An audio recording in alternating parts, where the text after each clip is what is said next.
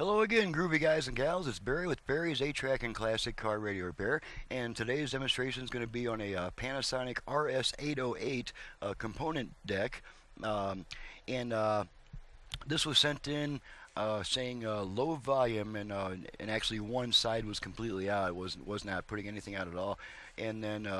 So we're just running it through a quick test, make sure everything works correctly before we send back to the customer. This unit comes from Masad, who actually is from Kuwait. Thankfully, he gave me an AP or an FPO return address so I can ship it to his address in the United States. But it's always an honor getting a job from an overseas customer. So let's go ahead and pop this. Let's go ahead and pop some Anne Murray in and make sure everything works correctly.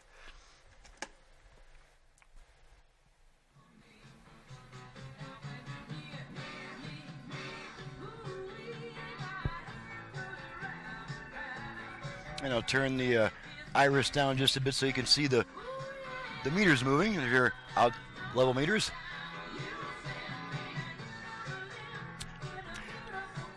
Now on some decks, the recording level controls also serve as the playback volume controls.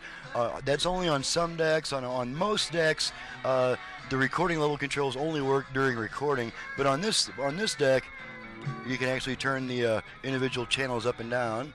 There's the left side, there's the right side, left side, and now we'll bring them both up. And now we're going to switch tracks a bunch of times.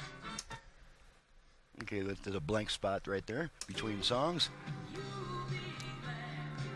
Should be something on it next time we get around to track 4.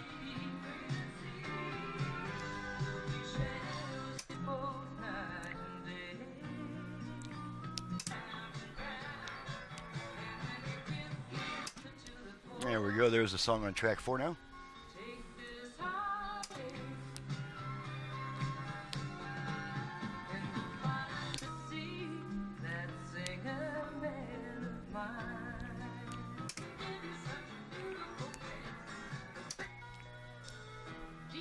Okay, make sure the pause control works. It pauses the tape.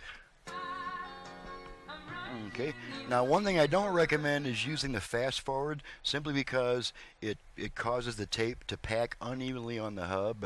In fast forward mode, the tape packs a little bit tighter on the hub, which is as old as 8-track tapes are nowadays. You really don't want to disturb the way it packs, but just to show you that it does work. Switch tracks 2 more times. Okay, we're at the beginning of a pretty quiet song there.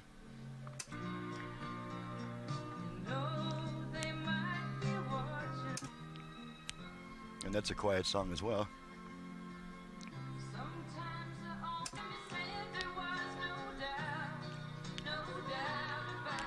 Okay, now we're going to pop in, we're going to test the automatic track change function, which usually isn't necessary, but this customer reported that the unit's not changing tracks. So what I've got here is a tape that I've made myself, and there's really nothing useful on it except I've put the splice to where it changes tracks roughly every 10 to 15 seconds. So we'll just make sure that it goes through the automatic track change cycle properly.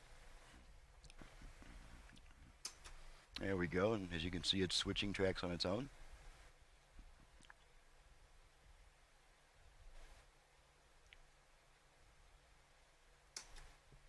Another track change. Turn the iris down a little bit more so you can see the track lamps. Right there. And it's switching tracks nicely on its own.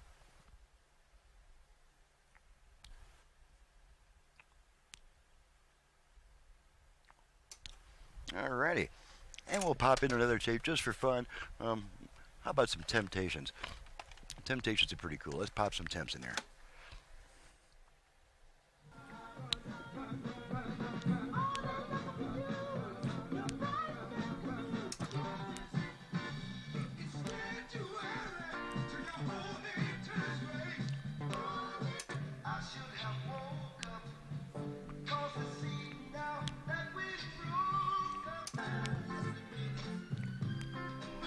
Alrighty, So that's a pretty comprehensive test. Everything's working properly. She's ready to go back, and I'm ready to get on to the next job. This is Barry with Barry's 8-track and classic car radio repair. Needless to say, if you have an 8-track player either for home or for car use, you can reach me at 928-533-9666. Oh, one thing I want to point out that I haven't mentioned is I do get an occasional call from a customer who says, I'm not getting hardly any output from my 8-track into my speakers. It's always home units that they're calling about. And what it turns out to be is that they think that their tape deck has built-in speaker amplifiers, and it doesn't. So that is the case with most component decks. Most component decks are designed to be plugged into a stereo receiver for your speaker amplification. So just in case you're wondering, you're not getting, just barely a bit of output from your speakers, chances are that's why, is your tape deck is not designed to operate speakers. And if it is designed to operate speakers, it'll have a tone control. At the very least, it'll have a tone control. So that's one good rule of thumb to go by. So I also do classic car AM radio, convert them to FM, add Bluetooth, USB reader, aux input, and all that cool stuff. So my website is in the description below, and once again, my number is 928-533-9666. Thank you very much for watching and listening, and we'll see you next time.